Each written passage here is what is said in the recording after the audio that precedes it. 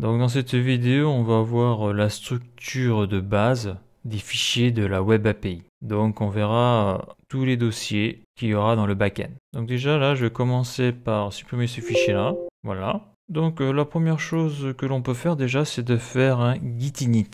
Donc je marque git init, entrée. Voilà. Donc là, je viens de créer le répertoire caché pour Git, donc ça permettra de faire différentes versions de son programme. Alors j'ai déjà fait des vidéos sur Git, comment faire pour lier son dépôt Git, donc son dépôt local, sur un dépôt distant comme par exemple sur GitHub. Donc là je ne vais pas le faire.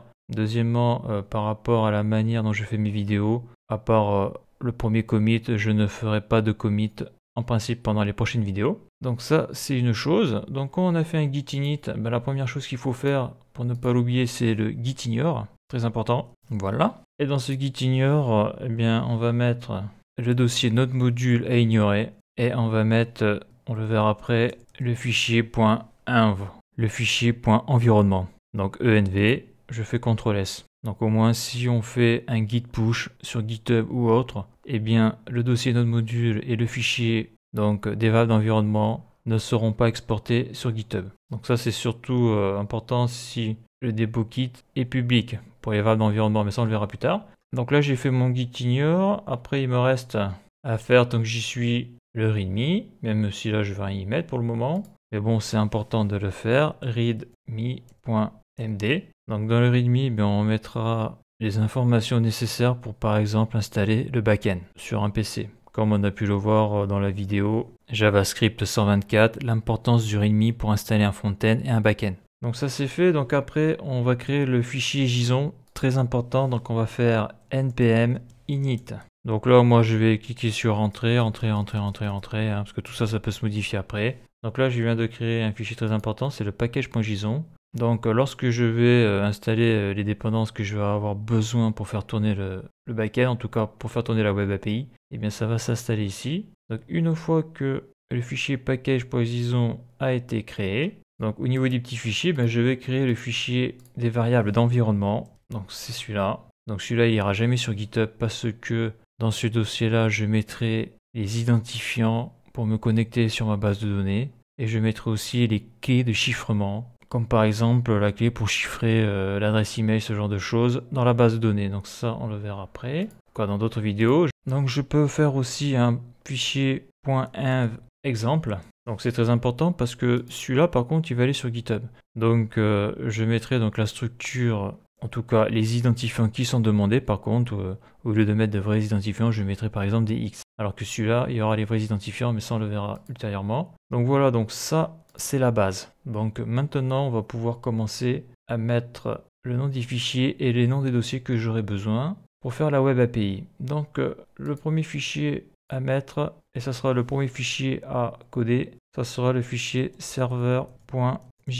Donc lorsque le front-end enverra une requête, par exemple par le biais de l'API fetch sur le serveur, en tout cas pour accéder à la Web API, la requête sera obligée de passer par le fichier server.js. Il n'y a pas le choix. Une fois que la requête arrive au server.js, donc là il y aura du code, on le verra dans d'autres vidéos, la requête après va passer dans le fichier app.js. Donc le fichier app.js c'est pour application. Donc dans ce fichier-là, donc la requête va arriver et après on aura les routes générales, donc app use, donc ça on le verra ultérieurement aussi. Et donc la requête, si c'est une requête par exemple du type get, post ou autre, la requête va aller dans un autre dossier. Donc là ça va être un autre dossier parce que on peut mettre plusieurs routes. Donc c'est le dossier route, donc dedans on mettra plusieurs routes. Donc il y aura toujours une route users pour l'authentification. Et après il y aura d'autres routes, par exemple si c'est une web API d'un réseau social, une route pour créer un post par exemple. Donc ça on le verra aussi dans d'autres vidéos. Donc la requête passe par une route, en tout cas par le dossier route,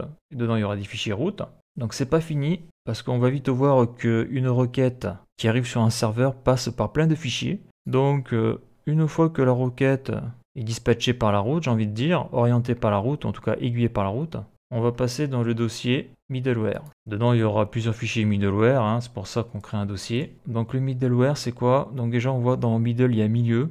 Donc ça va être 10 fichiers, dedans il y aura des fonctions et ces fonctions vont se placer entre la route et le dossier contrôleur. Donc à quoi ça sert le middleware? Eh bien par exemple, pour créer un post sur un réseau social, il faut s'authentifier. Donc le middleware, dedans il y aura des fonctions qui vont contrôler que la personne est bien autorisée à poster sur un compte par exemple. Donc ça c'est le middleware. Pour ça que c'est d'ailleurs c'est pour ça qu'ils ont mis middle, hein, milieu, hein. C'est que ça va se placer entre la route et le contrôleur. Donc là après on va avoir le dossier contrôleur. Voilà, donc là après je clique ici, on va avoir le dossier contrôleur. Alors le dossier contrôleur, c'est là où il va y avoir la logique métier. C'est-à-dire que la requête arrive sur le serveur. Le serveur envoie la requête sur app.js. App.js va envoyer la requête sur la route. Donc suivant la route qui est prise, la requête va passer dans le middleware. Le middleware va faire ses contrôles.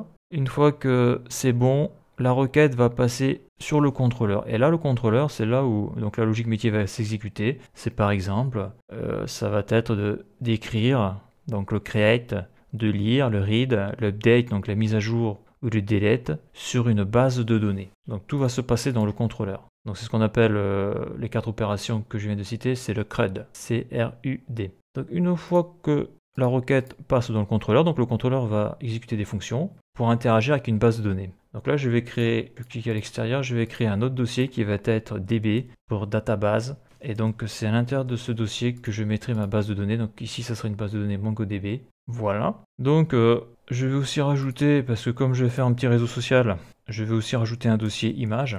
Donc image, il porte bien son nom, hein. C'est dans ce dossier-là qui ira les images qu'uploadera à la personne. Voilà. Et je vais rajouter un autre dossier qui est très important, docs. Donc c'est la documentation. Par exemple, dans ce dossier-là, je vais pouvoir mettre, une fois que ça sera fini, par exemple mes routes qu'il faudra utiliser pour pouvoir interagir avec la Web API. Donc j'ai oublié, je vais le faire maintenant. À partir du moment où on crée une base de données, donc MongoDB ici, donc ici je vais me connecter sur une base de données, donc je vais mettre le code pour ça. Obligatoirement, il va falloir créer un autre dossier qui s'appelle modèle. Voilà, parce que pour écrire dans une base de données, il faut que les données aient un certain format. Donc le modèle, ça va être par exemple, lorsque je vais vouloir créer un nouvel utilisateur, eh bien, il va falloir un login, un password, ce genre de choses. Donc ça sera fait dans le modèle. Donc ces deux sont liés quelque part. Voilà, donc le dossier node module, je ne le crée pas car lorsque je ferai les installations des packages de NPM, eh bien ce dossier se créera automatiquement. Donc en principe, je n'ai rien oublié, donc si je fais git status,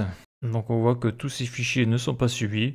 Donc voilà, donc je ne vais pas faire de git commit parce que comme j'ai dit, ça va me poser des problèmes pour mes futures vidéos. Donc je vais éviter de faire ça pour le moment. Donc voilà pour la structure de la Web API. Donc après, il faut faire les fichiers, hein. Donc là, on peut voir qu'il y a une certaine logique, hein. Comme j'ai dit, hein, la requête, elle arrive et elle passe un peu partout. Donc c'est ça qui est difficile au début, c'est que lorsque l'on apprend à faire une petite Web API, souvent on met tout le code dans le fichier app.js. Le gros souci, c'est que suivant ce que l'on veut faire, après le code qu'il y aura sur app.js, il y aura trop de lignes, ça sera illisible.